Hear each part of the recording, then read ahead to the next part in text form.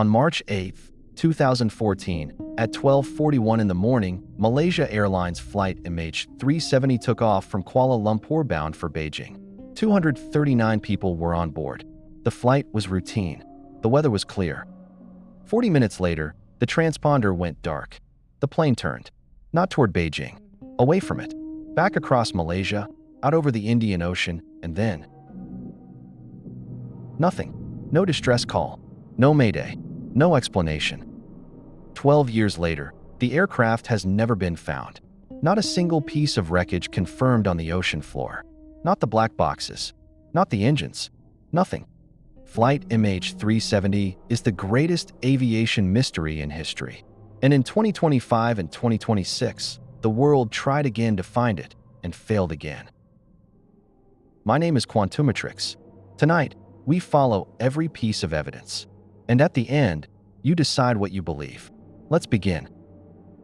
To understand why MH370 is so baffling, you need to understand what we know happened and how little of it makes sense.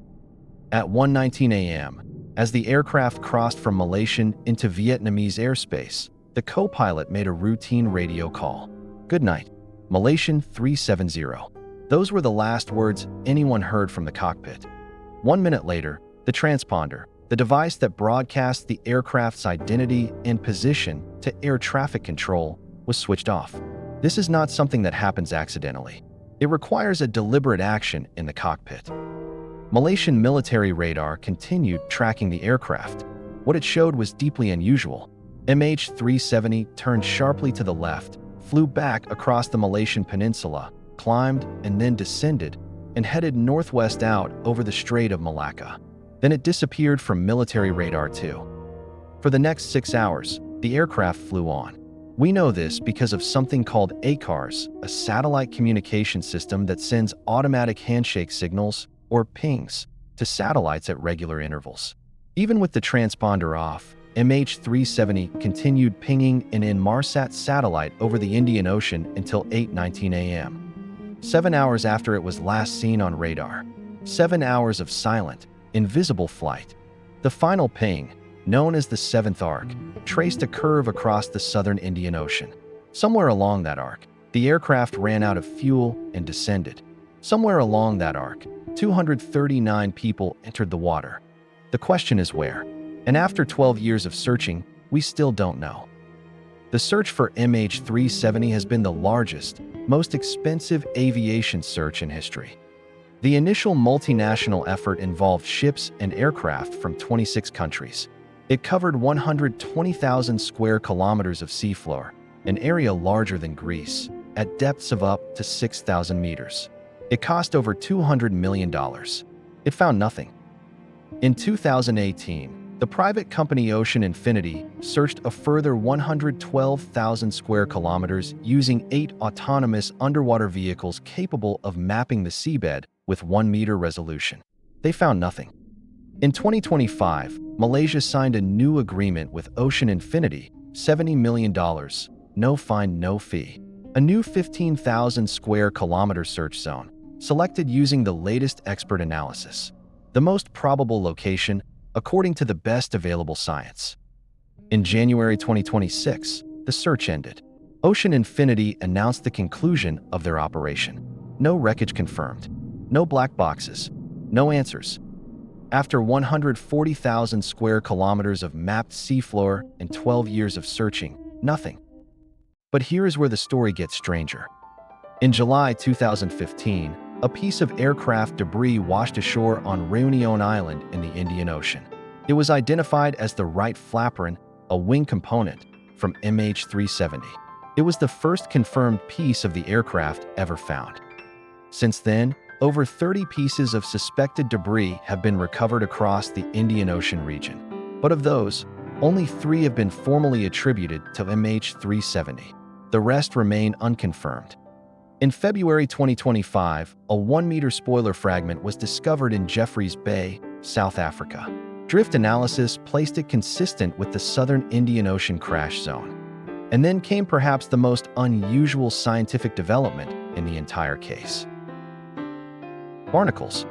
Marine biologists studying the flaperon found barnacles, small crustaceans, growing on the debris. In 2025, researchers proposed that the chemical composition of barnacle shells could act as a flight recorder of their own. Barnacles absorb oxygen isotopes from seawater as they grow, and those isotopes vary by location and temperature. By analyzing the chemical layers in the barnacle shells, scientists could theoretically reconstruct the drift path of the debris and work backward to estimate where the aircraft first entered the water. The technique is promising, but the barnacles recovered were small, yielding only a partial reconstruction. Larger, older barnacles from other debris pieces would be needed to extend the chemical record further back. It is a remarkable idea, solving the world's greatest aviation mystery through marine biology. And it hasn't worked yet. Now let's examine what we still don't understand and why the answers matter. The first question is, what happened in the cockpit? The deliberate disabling of the transponder, the sharp left turn, the climb and descent, the 7 hours of silent flight. Every one of these actions required someone at the controls. The aircraft did not fly itself into the Indian Ocean by accident. The leading theory among investigators is pilot action, that the captain, Zahari Ahmad Shah, deliberately diverted the aircraft, depressurized the cabin to incapacitate passengers and crew, and flew until fuel exhaustion. His flight simulator at home had previously been used to practice extended overwater routes. Some of that data was deleted, but no motive has ever been established.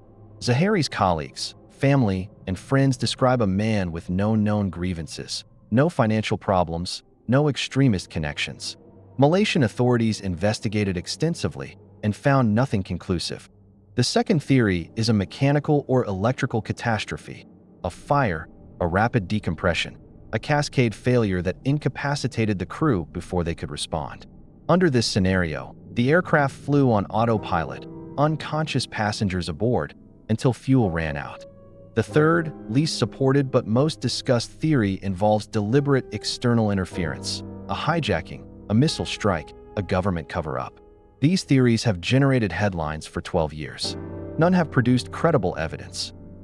In December 2024, retired University of Tasmania scientist Vincent Line published a paper arguing that MH370's final satellite signals are more consistent with a controlled, eastward descent, not the uncontrolled dive into the southern Indian Ocean that most investigators assume. If Line is right, the aircraft may not be where the searches have been looking. If the searches have been looking in the wrong place for 12 years, the ocean is very large. Here is what the families of 239 people have lived with for 12 years. No confirmed crash site. No recovered bodies. No definitive explanation. In December 2025, a Beijing court ordered Malaysia Airlines to pay 2.9 million yuan, around $400,000, in compensation to each of 8 families. 23 related cases remain pending. Dozens more have been settled or withdrawn. For those families, the mystery is not an intellectual puzzle. It is 12 years of not knowing what happened to someone they loved. 12 years of hoping, then not hoping, then hoping again every time a new search begins. In March 2026, Malaysia's Air Accident Investigation Bureau informed the families that the latest search had produced no findings. Ocean Infinity stated they remain ready to resume, on the same no-find, no-fee basis. The ocean has not given up its secret, so I'll leave you with the question that has haunted aviation for 12 years. 239 people boarded a routine flight. Someone or something turned that aircraft around. 7 hours of invisible flight across a dark ocean, and then silence. The black boxes, which could answer almost every remaining question, are somewhere on the ocean floor. The best technology in the world has searched 140,000 square kilometers and not found them. Either the searches have been in the wrong place, or the ocean floor has swallowed the answers entirely. What do you think happened to flight MH370? Leave your theory below. I read every comment. And if this investigation left you with more questions than answers, that's exactly where we are. Subscribe, because next week, we go deeper.